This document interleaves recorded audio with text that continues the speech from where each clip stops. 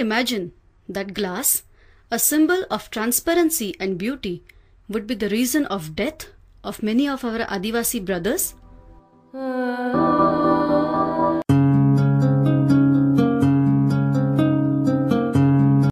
For the past 3 years, the Jhabua district of Madhya Pradesh, with a predominant tribal population, is suffering from silicosis. 400 Adivasis between the age group of 15 to 35 have lost their lives. Alirajpur Tehsil alone, since the last 1 year, 62 people have died in Ghongsa, Rodda and Malwai.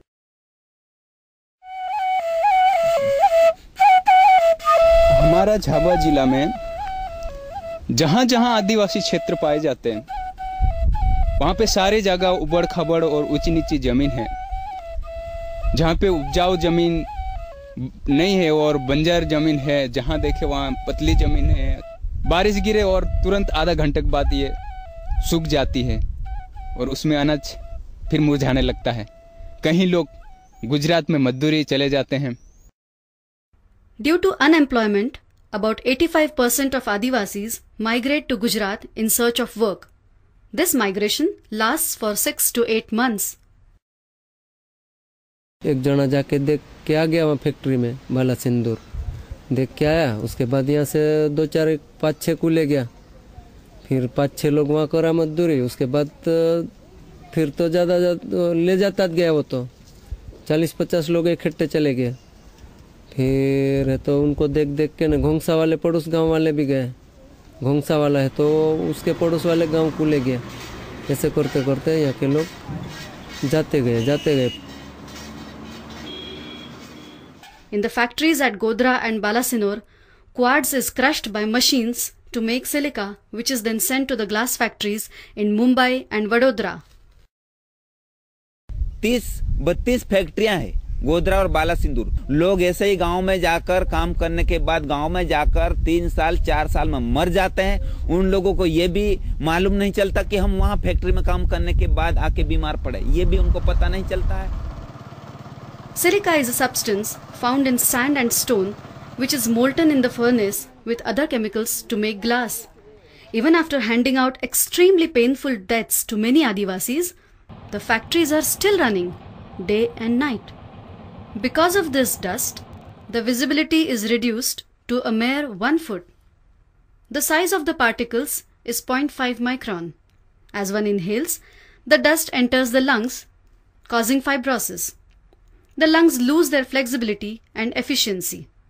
Death is a certainty for the workers working in these factories for 1 to 6 months. लेकिन आप इतना tense हो गए क्यों पूछ रही है? पूछे है ना, क्योंकि ये तो मुझे लगा पॉल्यूशन वाले आएंगे। कब से काम करते हैं? की से काम करो तुम? हाँ, की से काम करो?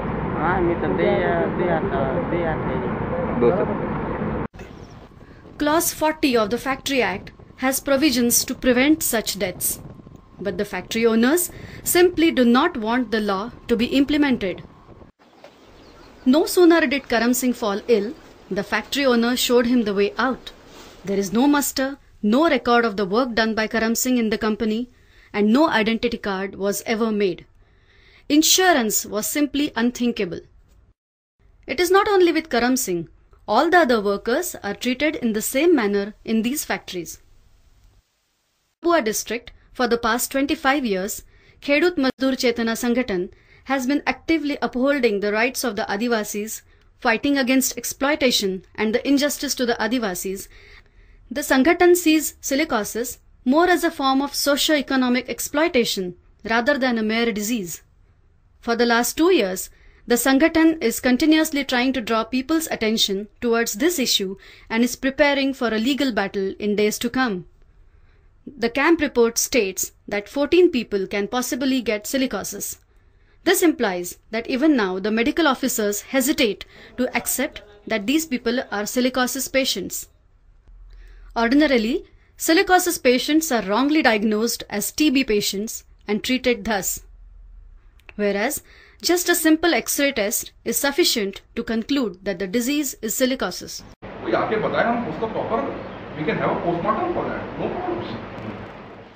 सभी जगह खबरें छपी है, लोगों के फोटो सहित खबरें छपी है।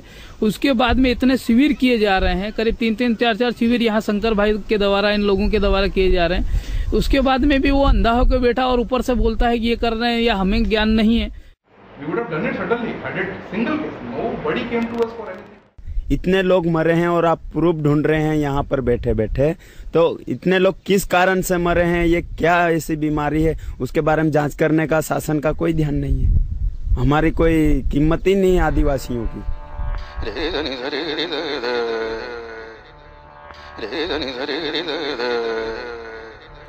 घर किसका? ये टेमरिया का।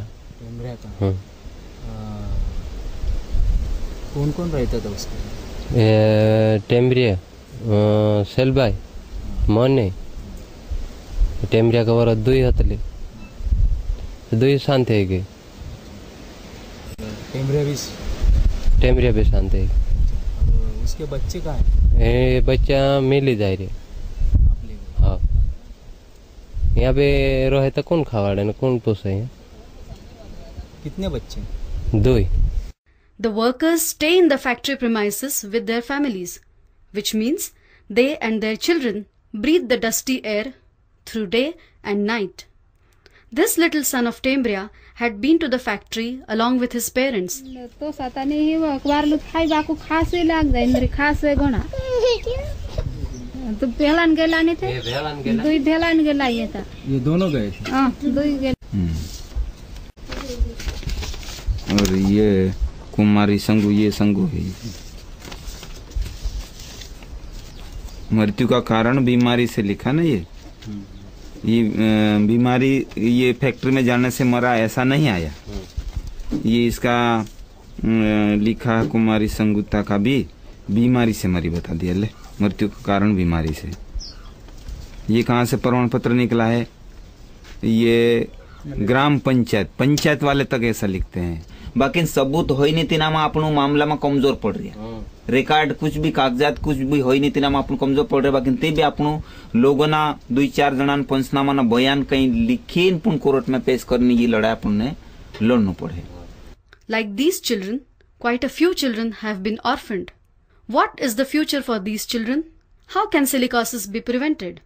Perhaps a glass-like transparency in the interrelations between the factory owners, workers and the government could be a possible solution. 20-25 लोग मर गए, वो तो निपट गया। अब तीसरे ग्रुप की बारी है, तो अभी ये 2-4 दिन में ये मरने वाले हैं अभी छोरे। और जो बाकी 20-25 बचे वो अभी साल भर या 8 महीने निकल जाएगा उनका भी। मतलब कि आपका कहना है कि जो भी फैक्ट्री में हाँ वो एक भी बचना नहीं है। बचना हाँ, ये हमारे सामने मर गए ना, एक भी कहाँ बचे कहाँ।